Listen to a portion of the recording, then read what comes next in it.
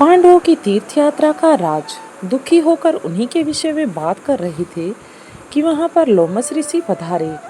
धर्मराज युधिष्ठिर ने उनका यथोचित आदर सत्कार करके उच्चासन प्रदान किया। लोमेश ऋषि बोले, हे पांडवगण, आप लोग अर्जुन की चिंता छोड़ दीजिए। मैं अभी देवराज इंद्र की नगरी अमरावती से आ रहा हूँ। अर्जुन वहाँ पर सुखपूर्वक निवास कर रहे हैं। उन्होंने भगवान शिव एवं अन्य देवताओं की कृपा से दिव्य तथा अलौकिक अस्त्र शस्त्र तथा चित्रसेन से नृत्य संगीत कला की शिक्षा भी प्राप्त कर ली है। वे अब निवात करके कवच नामक अप्सरा को वध करके ही यहाँ आएंगे। देवराज इंद्र ने आपके लिए यह संदेश भेजा है कि आप पांडवगण अब तीर्थ यात्रा करके अपने अपने आत्मबल में वृद्धि करें।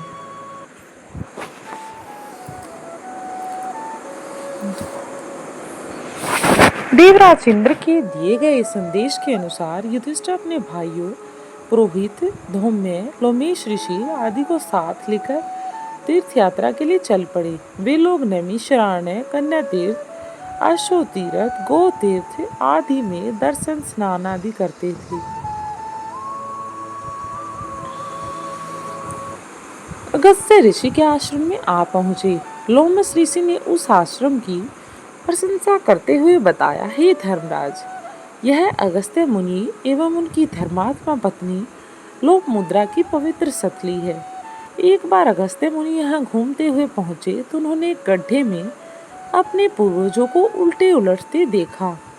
अगस्त्य मुनि के द्वारा उनके इस प्रकार से लटकने का कारण पूछने पर पूर्वजों ने बताया कि हे पुत्र, तुम्हारे निसंतान होने के कारण हम यह नरक कांड भोग रहे हैं, इसलिए शीघ्र अपना विवाह कर लो और पुत्र उत्पन्न करो, जिससे हमारा उद्धार हो और पितृगणों की बात से दुखी होकर अगस्त्य एक सुयोग्य पत्नी को खोज में निकल पड़े और विदर्भ देश की राजकुमारी लोपमुद्रा से विवाह कर लिया। जब अगस्त्य मुनि ने लोपमुद्रा के सौंदर्य पर मुग्ध होकर पुत्र उत्पत्ति की अभिलाषा की तो उसे अपने पास आने के लिए कहा, तो लोपमुद्रा बोली कि हे स्वामी, मैं राजकुमारी हूँ, इसलिए आपका मेरे साथ समागम भी राजोचित ढंग से होना चाहिए। पहले आप धन की व्यवस्था करके और मेरे स्वयं के लिए सुंदर वस्त्र तथा स्वर्णाभूषण लेकर आइए। अपनी पत्नी की वाणी से प्रभावित होकर अगस्त्य मुनि धन मांगने के लिए राजा स्वर्ग, सुश्रुतवा, वघनिष्ठ और ईक्ष्वाकु वंशी ऋष्यदर्शु के पास गए, किंतु सभी राजाओं को कोष खाली होने के कारण उन राजाओं क्षमा प्रार्थना करते हुए अगस्त्य मुनि को धन देने में असमर्थता प्रकट कर दी। निराश होकर अगस्त्य मुनि इजलवल नामक दैत्य के पास पहुंचे। इलवल दैत्य ने प्रसन्नता के साथ उन्हें प्रणाम किया। धन प्राप्त करके अगस्त्य की मुनि ने अपनी पत्नी की इच्छा पूर्ति की ओर दृढ़शायु नामक पुत्र उत्पन्न किया। कालांतर में यह तीर्थ स्थान अगस्त्य आश्रम के नाम से प्रसिद्ध हुआ। इसी तीर्थ सेना स्थान में स्नान करके परशुराम ने अपना देश पुनः प्राप्त किया था।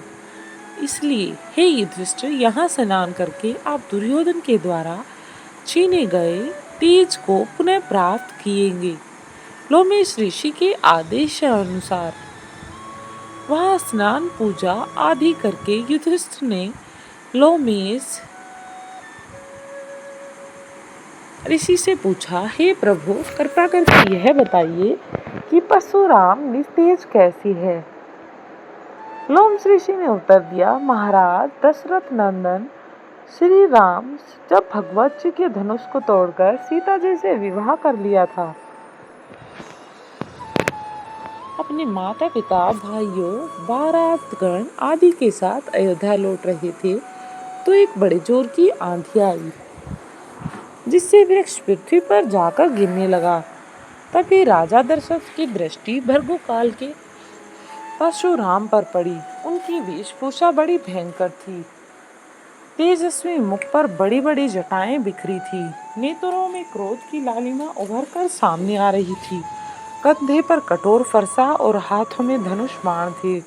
ऋषियों ने आगे बढ़कर उनका स्वागत किया और इस स्वागत को स्वीकार करके वे श्री रामचंद्र से बोले, दशरथ नंदन राम, हमें ज्ञात हुआ है कि तुम बड़े पराक्रमी हो और तुमने शिवजी के धनुष को तोड़ लिया है और उसे तोड़कर तुमने अपूर्व ख्याति प्राप्त की है। मैं तुम्हारे लिए एक अच्छा धनुष लाया हूँ। ये धनुष कोई साधारण धनुष नहीं है, जमदग्नि कुमार परशुराम का है।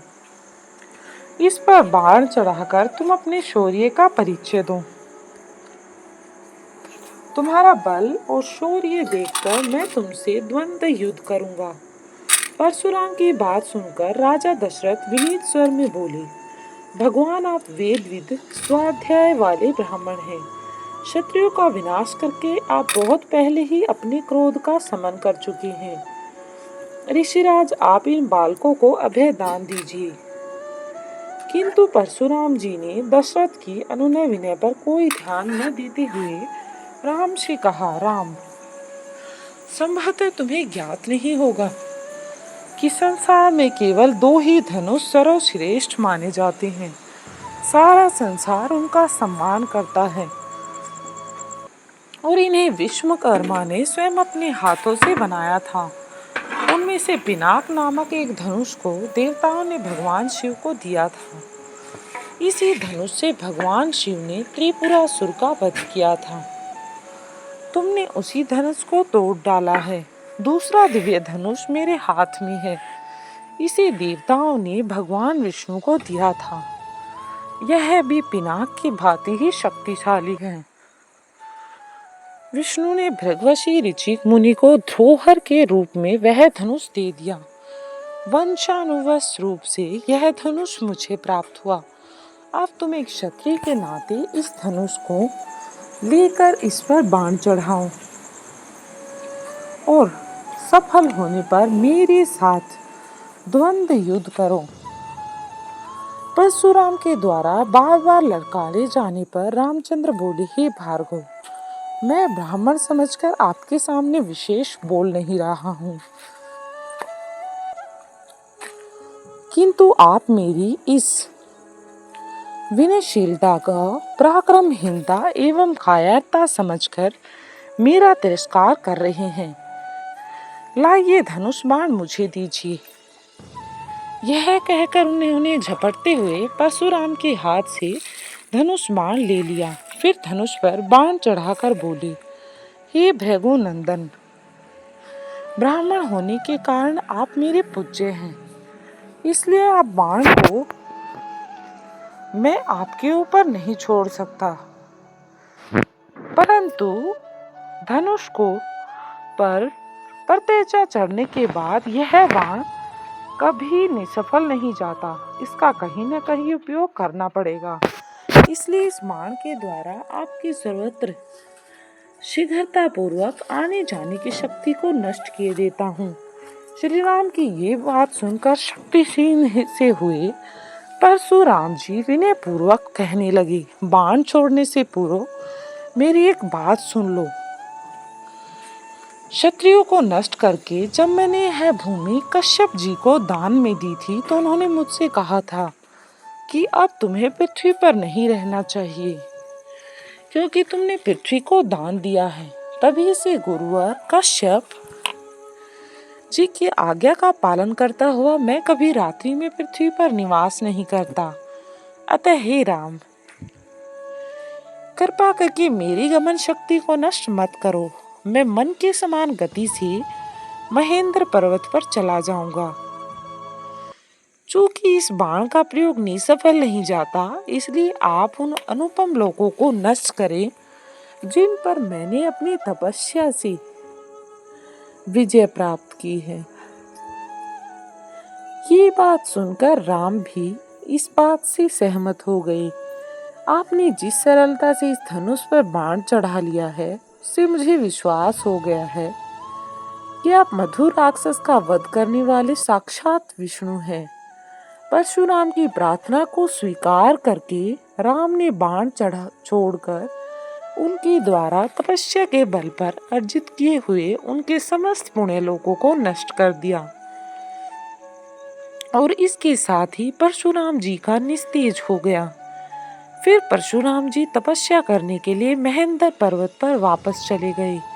वहां उपस्थित सभी ऋषि मुनियों सहित राजा दशरथ ने रामचंद्र की भूरी भूरी प्रशंसा की। ये थी रामचंद्र की स्टोरी। किस प्रकार से उन्होंने परशुराम का अहंकार तोड़ा। स्टोरी अच्छी लगी हो तो कमेंट बॉक्स में जय श्री राम लिखिए।